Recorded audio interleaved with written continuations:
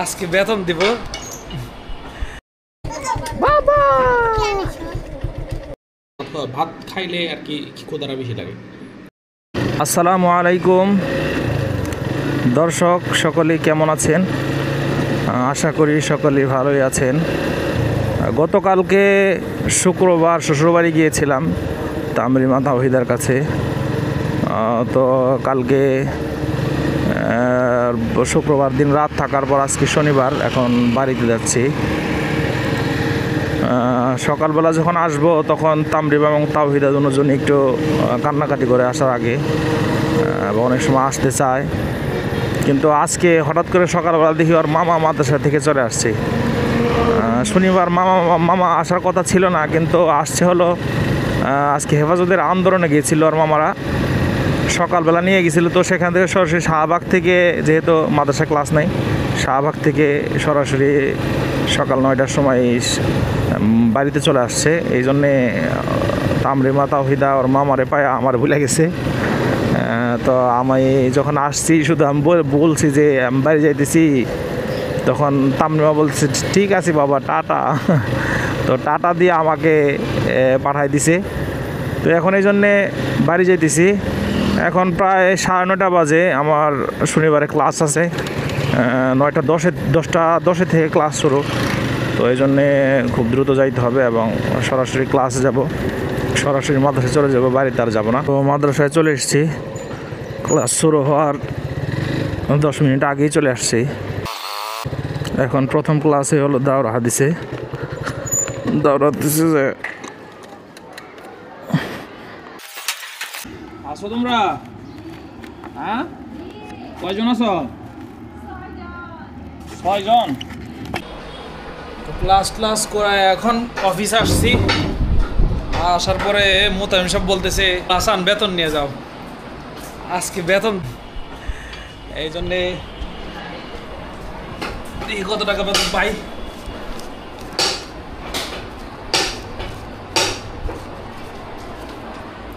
মাশাআল্লাহ, বিসমিল্লাহ, আলহামদুলিল্লাহ। হ্যাঁ রেডিও না, এটা ক্যামেরা, ভিডিও হইতেছে।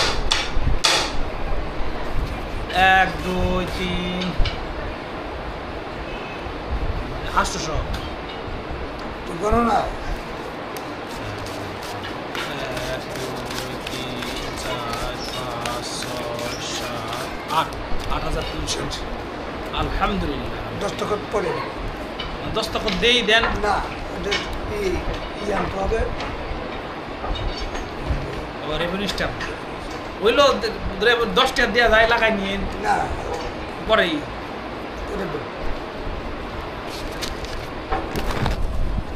বেতন পাইলাম হলো 8,700, কত 8,300। বেতন যখন চাকরি শুরু করি তখন বেতন ছিল হলো কত 3600। 7 বছর আগে যখন চাকরি শুরু করি তখন বেতন ছিল 3600। এরপরে বাইরে হয়েছিল 5,000, 5,000 থেকে 6,000, 7,700। এখন হলো 8,300 টাকা বেতন পাইলাম। আলহামদুলিল্লাহ, আল্লাহ যা রিজিকে রাখছে, বরকত দান করুক। আল্লাহ যা রিজিকে রাখছে তাই পাবো, এর সাথে বেশি পাওয়া সম্ভব না। আজকে মাসের মাত্র 2 তারিখ। আমাদের মাদ্রাসার রীতিনীতি এইটাই ঐতিহ্য চলে আসতেছে যে মাসের শুরুতেই একবারে প্রথম তারিখেই বেতন দিয়ে দেওয়া। ওদিকে সবাই 28 তারিখেই দিয়ে দেয়, মানে মাস শুরু হওয়ার আগেই দিয়ে দেয়। তো এটা একটা আমাদের মোতায়েম বছরের ভালো দিক। মোতায়েম হিসাবে এটা আমি মনে করি এটা একটা মানে যুগান্তকারী পদক্ষেপ। কারণ অন্য কোনো মাদ্রাসায় 4 তারিখ 5 তারিখের আগে বেতন পাওয়ার সম্ভাবনা, অনেক মাদ্রাসায় 10 তারিখ 15 তারিখ পর্যন্ত পৌঁছে যায়। তো এই জন্যে হুজুরকে অনেক ধন্যবাদ, আমাদের সকলকে আগে থাকতেই বেতনটা দিয়ে দেওয়া। বেতন আসলে যাই হোক, যতটুকুই হোক, যখন কোনো জায়গার থেকে টাকা আসে বা বেতন আসে, পারিশ্রমিক আসে, খুব ভালো লাগে এবং মনটা ভালো থাকে। এই জন্যে আজকে মনটা ভালো। বেতন পাওয়ার পরে মোতায়েম সব চলে গেছে। এরপর আমি একটু কম্পিউটারে কাজ করলাম। এখন কাজটা শেষ, এখন বেতন পেয়ে এখন আবার বাড়ি চলে যাব। তো আপনারা যারা কোথাও চাকরি টাকরি করেন, মাদ্রাসায় পড়ান, তারা জানেন আসলে বেতন যেদিন পাওয়া হয় সেদিন ক্যাশ শরীরে একটা ফুর্তি থাকে। যাই হোক, সেটার পরিমাণ যতই হোক, কম হোক বা বেশি হোক, ভালোই লাগে। তো আজকের দিনে আরও কেউ বেতন পাইছেন কিনা আমাদেরকে কমেন্ট করে জানিয়ে দিন। মাদ্রাসা থেকে বাড়ি আসলাম, বাড়িতে আইসে দেখি মা আবার আজকেও চুলা বানাইতেছে, খাবার দাবার রেডি করে রাখছে। আজকে ওরকম কিছু রান্না করে নাই, কারণ কালকে হলো গতকাল আমি গেছি তামিলমাদের বাড়ি জুমার পূর্বে, আর নাজমুল তো শ্বশুরবাড়ি থাকে, বড় ভাই আমার। তো গতকাল আমি না খাই গেছি, নাজমুলও খাই না সারাদিন, এই জন্য গতকাল মা যা রান্না করছিল সবই রয়ে গেছে, এই জন্য আর আজকে মা রান্না করে না। তো গতকালকে ওগুলো ফ্রিজে রাখছিল, ওখানে গরম করে দিল, তো মুরগি রান্না করছিল, এরপরে এখন আবার ডিম সিদ্ধ করে দিয়েছে আমার জন্যে। তো মা আসলে এমনিতেই খুব একটা, যখন বাড়িতে মানুষ না থাকে রান্না আবার একটু কম করে। আর এরপর তামিমের মা আবার একটু ছাতু দিয়ে গেছে, তামিমের জন্য ছাতু বানাইছিল, সেই ছাতু রেখে গেছে, এই জন্য আরও রান্না করে না। আর যদি রান্না করার সব কিছু থাকে তাহলে আসলে রান্না করারও তো কোনো কারণ নাই। তো আগে, এখন 2টা মতো বাজে, কিছুদিন আগে আমি 2টা থেকে 3টা 4টা পর্যন্ত না খায় থাকতাম নর্মালি, কোনো রকম লাগতো না, কিন্তু আজকে খারাপ লাগতেছে। কারণ হলো আজকে আসার পরেই ক্ষুধা লাগছে, দেখি দুর্বল দুর্বল লাগতেছে। কারণ হলো আমি আগে ডায়েটে ছিলাম, এই তামরেমারা যে আইসা থেকে গেল 8-9 দিন, এর আগ পর্যন্ত, ওরা আসার আগ পর্যন্ত আমি ডায়েটে ছিলাম।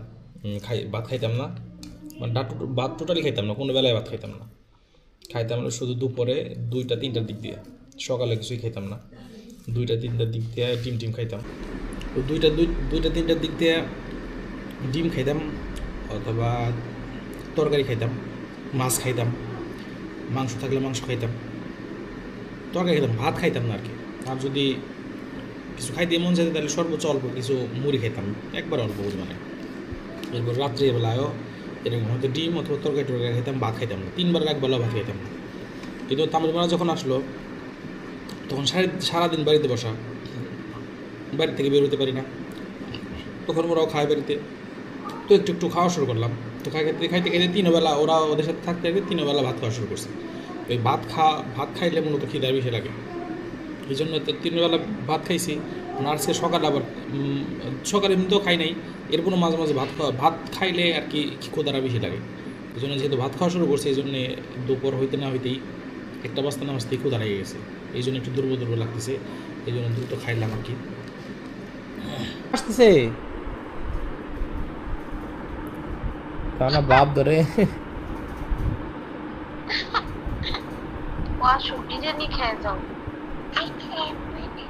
বিরিয়ানি কে দিল বিরিয়ানি?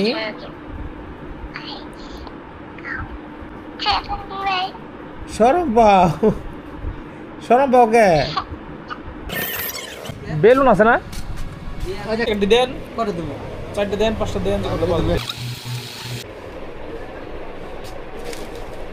এটা কি আপনার রিল লাগাইছেন? আপনি কি করেন নাকি? বাবা খেলনা এনেছি, গিফট। বাবা কি আনেছো? গিফট এনেছি। খেলনা আনেছো? তুমি দাও, ছবি দিছি তো, দাও। হ্যাঁ, তুমি ছবি দিছো।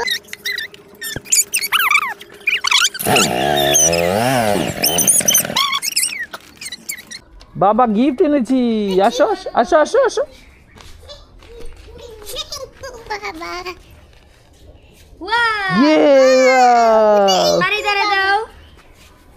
বাবা বাবা তোমার লিগা নিয়েছি।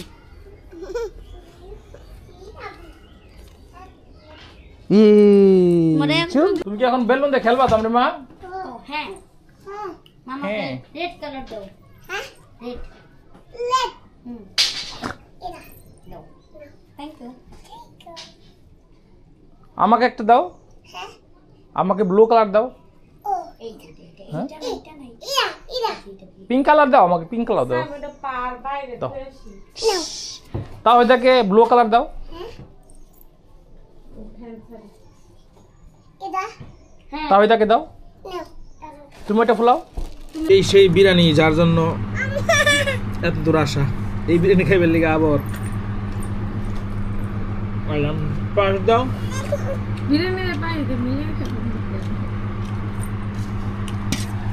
হলো পায়েস। এই পায়েস আর বিরিয়ানি খাওয়ার জন্য জরুরি তলব করা হয়েছে আমাকে। শ্বশুরবাড়ি থেকে বাড়ি যাচ্ছি। মাওলানা মুনির আর এলমিয়া শহীদুল তারা আন্দোলনে গেছিল আজকে শনিবার, হেফাজতের আন্দোলনে। ল